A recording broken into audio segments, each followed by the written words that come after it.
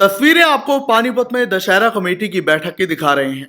दरअसल ऐसा दूसरी बार है जब आगामी दशहरा उत्सव को लेकर यह बैठक कमेटी द्वारा बुलाई गई है। इससे पहले भी ये बैठक बुलाई गई थी, मगर कुछ अन्य विषय रह गए थे और कुछ अन्य बिंदु थे जिन पर गहन चर्चा करनी बाकी थी और मैनेजमेंट को लेकर भी चर्चा की जानी थी। सो इसी सब्जेक्ट को लेकर, विषय को लेकर आज फिर से बैठक बुलाई गई रघुनाथ धाम मंदिर में, जहां पर संस्था के सदस्यों ने बढ़ चढ़कर भाग लिया और वो तमाम विषयों पर चर्चा की जो कि आगामी दशहरा उत्सव को और बढ़िया बनाने के लिए किया जा सकता है। साथ ही इस उत्सव में कुछ भी खलल ना पड़े, उसको लेकर भी बैठक में चर्चा की गई। तो बैठक में क्या कुछ डिसाइड किया गया, कैसे कुछ कार्यवाही रही, यह आपको बता रहे हैं कमेटी के प्रधान माटा जी। सुनिए। आज दशहरा कमेटी रजिस्टर्स नोट की एक जनरल बैठक थी।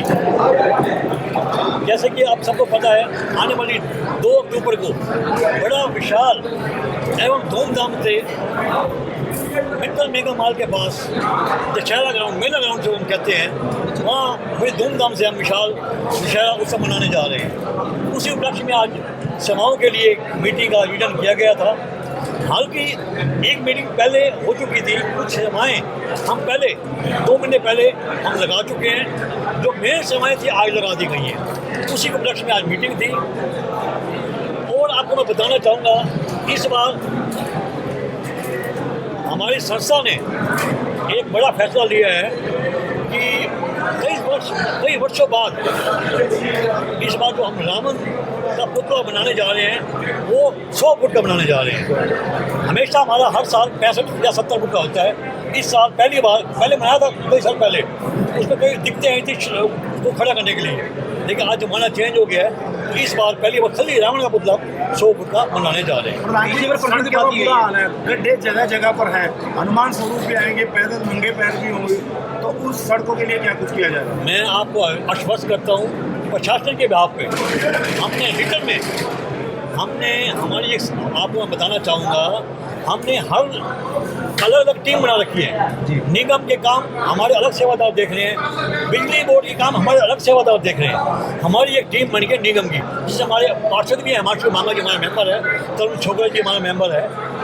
ऐसे ही और भी उनके साथी है 3-4, जिन्होंने पूरी शोभा यात्रा में सर्वे कर लिया है। जहाँ जहाँ रोड्स टूटे हुए हैं उसको मार्क कर लिया है। उसको हम रिटर्न में मेयर साहिबा को और कमिश्नर साहब को लिख के दे के आ गए। उनसे आश्वासन भी ले दिया गया है कि दशहरे से पूर्व हमारी जिस रोड पे शोभा यात्रा चलेगी उन सड़कों को ठीक करवा दिया जाएगा। माटा साहब, प्रोग्राम खत्म होने के बाद, दहन होने के बाद व्यवस्था चरमरा जाती है।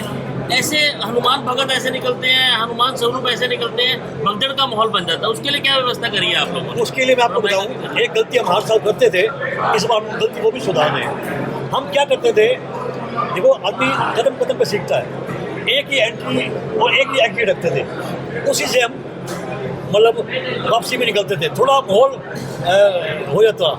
इस बार हमने 5 द्वार रखे हैं एंट्री एग्जिट का, उसके अलावा 4 द्वार और, जो बिल्कुल रावण दहन के बाद 4 द्वार खोल दिए जाएंगे। कोई कहीं से भी निकलना चाहे आसानी से और स्मूथली वो। डीजे को लेकर आपने कुछ बात कही है, क्या कुछ अपील की है? इसके लिए डीजे को लेकर कुछ बात? देखो, मैं सभी पानीपत वासियों से, सभी हनुमान संस्थाओं से, वैसे तो हम अगले संडे को एक मीटिंग बुलाने जा रहे हैं हनुमान संस्थाओं की, उनसे भी निवेदन करेंगे, लेकिन आपके माध्यम से मैं पूरे पानीपत को अपील करना चाहूँगा कि वो डीजे लेके ना आए, डीजे ना बजाएं। आप अपने हनुमान सेवक ढोल ताशों के साथ लेके आए, हमारे को बड़ी खुशी होगी। हनुमान स्वरूप के साथ कितने आदमियों की अनुमति दी है इस बारी? देखो जी, हमने अनुमति तो दी है 10 की, लेकिन हम इसको खुला करने जा रहे हैं हम, क्योंकि उसमें दिक्कत आती है। कोई भी हनुमान संस्थाएं 50-40 मेंबर से कम नहीं होती। हम चाहते हैं हमारे जो पास हैं वो ले लो हमारे से, लेकिन 10 के 20 ले लो, लेकिन कोशिश ये करो बिना पास के, बिना टी-शर्ट के कोई एंट्री ना करे। साल से ऊपर की जो टी-शर्ट दी जाएगी उसका क्या प्राइस रखा गया? हमने टी-शर्ट कोई नो प्रॉफिट नो लॉस है, 200 रुपये चार्ज रखा है, जो हमारी लागत है। छोटी छोटी उम्र के बच्चे स्वरूप खाते हैं, उनके लिए क्या कहेंगे? बिल्कुल बहन है जी, हम अपने ग्राउंड में छोटे बच्चों को एंट्री नहीं करने देंगे। जो 18 साल के कम बच्चे अगर बन के आएंगे, हम उनको द्वार पे रोक देंगे। माटा साहब, शहर में कितने साल हो गए इस रावण दहन को दहन करते हुए? मतलब कमेटियाँ जो शहर की कर रही हैं, कितने साल हो गए, आपको कुछ अंदाजा है? बता दें, जब से हम पाकिस्तान से आए हैं हमारी कौम, तभी से वो स्टार्ट है। हमें तो उस समय पैदा भी नहीं होते, तो तभी से हम देख रहे हैं जब से छोटे छोटे थे कि राम जन का कार्यक्रम आज चलता है। तक भी सरकार की तरफ से कोई जमीन अलॉट नहीं हो पाई। हालांकि अभी पता लगा है, बताया सोनीपत में 10 एकड़ जमीन मिली, आपको क्यों नहीं मिल पाई? मैं बताता हूँ, हमने भी प्रयास किया है, ऐसा नहीं है। मनोहर लाल जब सीएम बने थे, सब्जी मंडी आए थे, आज भी डिटेल में वहाँ पड़ा है, उन्होंने आश्वासन भी दिया था हमारे को। लेकिन जो सोनीपत की बात कर रहे हो, वो भी मैंने पता कर लिया, वो जगह ऑलरेडी पड़ी थी, जब निगम का स्पेयर पड़ी थी, वो पता नहीं, वो जो हमारे क्या जो मेयर साहब थे, निखिल जी, उनसे बात हुई है मेरी, वो जगह उन्होंने पहले वहाँ की एक आवश्यकता थी कि एक वहाँ सर्कल ग्राउंड या दशहरा ग्राउंड बनाया जाए, वो पहले से प्लान था। लेकिन यहाँ निगम के पास नजदीक कोई जगह ही नहीं है। मैं सब समय कर माता जी, अगर हमारी खेती को देखो, सुनो, हमारा काम है कोशिश करना, फर्ज मांगना, क्योंकि दशहरे के लिए वो जगह नहीं देता।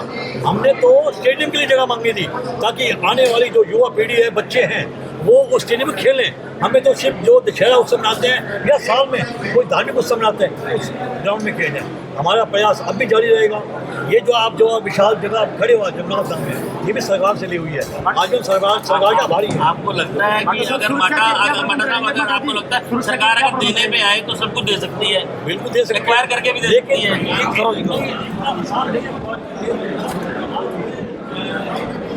मैं लगे हुए हैं ट्राई करने में भी, फिर भी हमारा प्रयास जारी रहेगा।